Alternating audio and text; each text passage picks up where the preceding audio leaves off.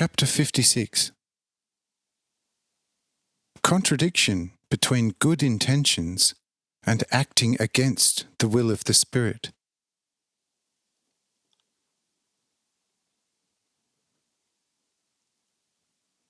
Jara says, "Yes, Lord, my only love that would be correct in all things, and actually best of all if one only had a purely divine teaching at one's side at the same time. But we people are often so blind, and especially in the moments when we should see the sharpest, so that we do not see the wood for all the trees. And it is not a pick better with the true wisdom of life in the important moments of life. There, where we need it the most, it fails us, and when we do not need it to a great degree, we are full of higher thoughts and ideas. Therefore, it is always a strange thing with us people. Nothing seems to me as good as my own will, but even that cannot finally be boasted of so much, because it is lacking in the full strength of completion. For one often wants something very good, but either does not do it, or one does exactly the opposite of the good that one wants. I do not know the reason for that, but I know from personal experience that it is so.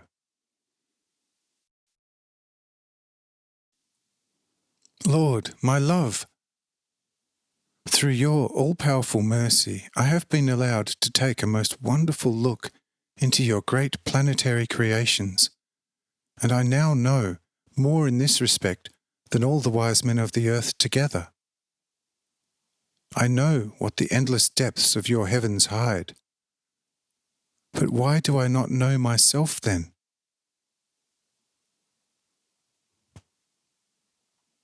I say, because you yourself are a much more wonderful being than all the great suns and worlds together.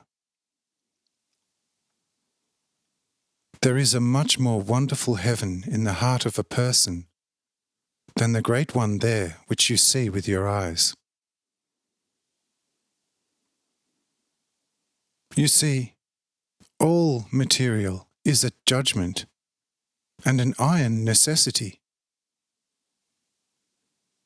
You can look at it from outside and from inside as much as you like.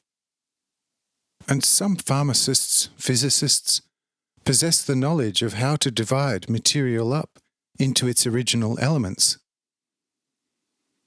And this rare knowledge is called the knowledge of division, which will be perfected more and more over time.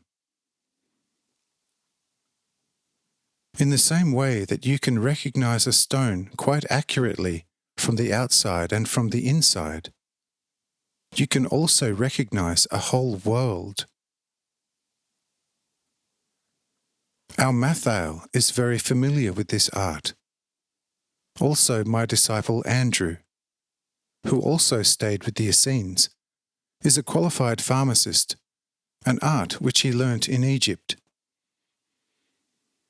These two will explain to you the matter of the whole world with much skill and much truth.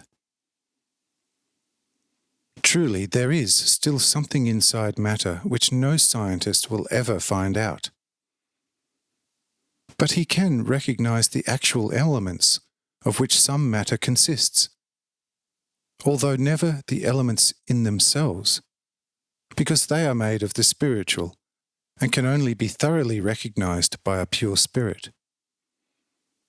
For something infinite is hidden in the elements. But something even more infinite lies in the human soul and his spirit. That cannot be discovered by any chemical or physical analysis.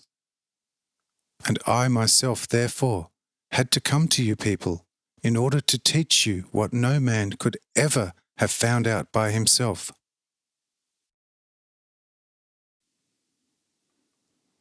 Therefore, you can see that I came out of the heaven of heavens to you for the sake of your observed indecency, and I am teaching you what no one else could teach you. Now you certainly do not yet understand how you can have something in your will, but nonetheless do not act according to your will. But instead, you act according to some external motivation, which you do not know. And the mute desires of the flesh often decide on an action against the will of the Spirit.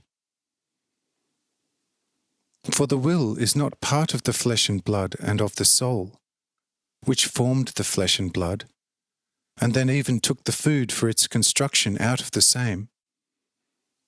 But instead it is part of love, which is my Spirit in you, and therefore you are not only my creations, but also my true children, and you will one day reign with me in my kingdom for all eternity. But for that you must be reborn again fully, otherwise such a thing would be impossible.